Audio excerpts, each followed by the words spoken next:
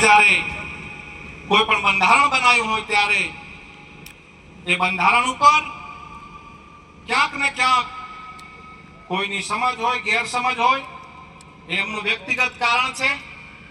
પણ આ બંધારણ કોઈ વ્યક્તિઓએ નથી બનાવ્યું. આ બંધારણ સમગ્ર 3 જિલ્લાના ઠાકોર સમાજના આગેવાનો, વડીલો, યુવાન, દોસ્તો, માતાઓ, બહેનો બધાના પરામર્શથી 2 મહિનાની મહેનત કરીને બનાવેલું બંધારણ છે. આ બંધારણ કોઈ વ્યક્તિનું નથી, કોઈ ધારાસભ્યશ્રીનું નથી, કોઈ સંસદ સભ્યશ્રીનું નથી. આખા સમાજનું બંધારણ છે. અને સમાજને વંદન કરું છું, સેલ્યુટ કરું છું કે તમે 100% બંધારણ પાડ્યું છે. તાળીઓથી વધાવો બધાય.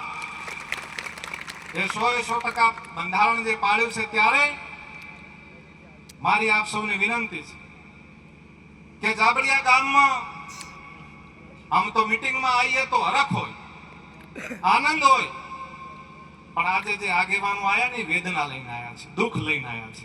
એનું દુઃખ છે. મને વ્યક્તિગત પણ દુઃખ છે ને આગેવાનોને પણ દુઃખ છે. કોઈ એક આપણો ભાઈ એની ગેરસમજથી એક ભૂલ કરે અને એના પ્રત્યાઘાતો આખા ઉત્તર ગુજરાતમાં ફેલાય ને ગુજરાત સુધી ફેલાય. આવી કમનસીબ ઘટના સમાજ માટે બીજી ન હોઈ શકે. દુઃખદ ઘટના છે અને સખત શબ્દોમાં હું વ્યક્તિગત રીતે વખોડું છું અને આપ સૌના સહકારથી વખોડું છું.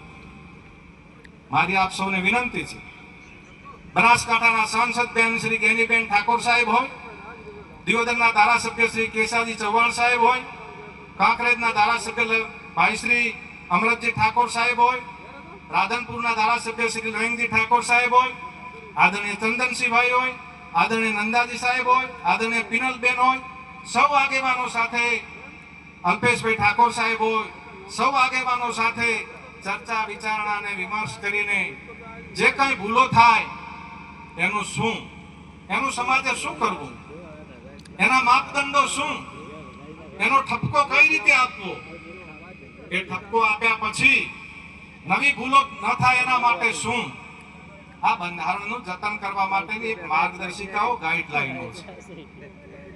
અને વિશેષ અભિનંદન આપું છું યુવાન દોસ્તોને કે જ્યારે સોશિયલ મીડિયા ઉપરની વાતો આવે ત્યારે પોઝિટિવ રીતે તમે સોશિયલ મીડિયા ચલાવો છો. તમામને અભિનંદન આપું છું અને ટકોર પણ કરું છું કે નેગેટિવ વિષયને ક્યારેય ન ચલાવતા.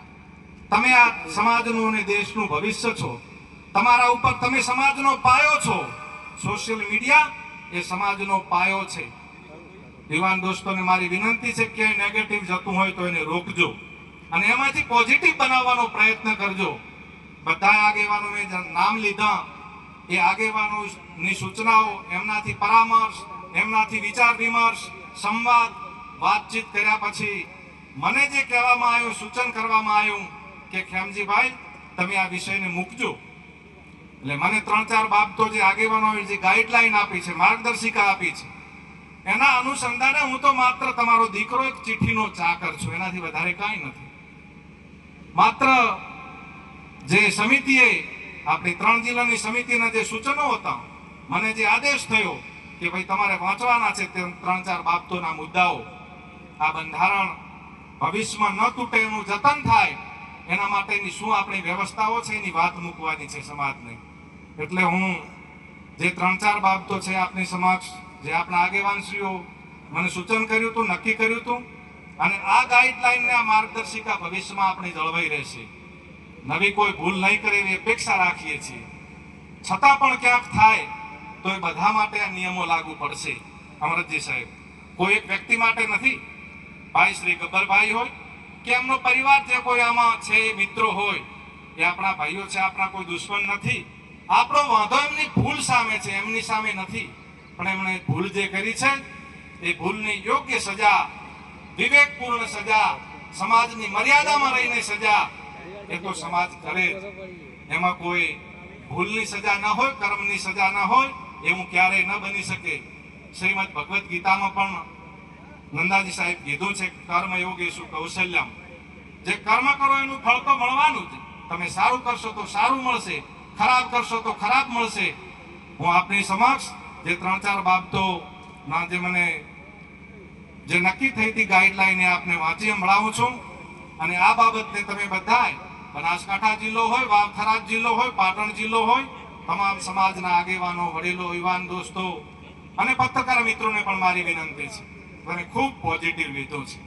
તમે આ બંધારણને 4 ચાંદ લગાયા છે. પત્રકારો માટે તાળીઓ પાડો બધાય. એમને વંદન કરું છું, સમાજ વતી સેલ્યુટ કરું છું. અને મારી આગળની વાત જે 3-4 બાબતો આપના ધ્યાન ઉપર મૂકવાની છે ને જે આપણે આજે નક્કી કરવાનું છે એ 3-4 બાબતો આપના ધ્યાન ઉપર મૂકું છું.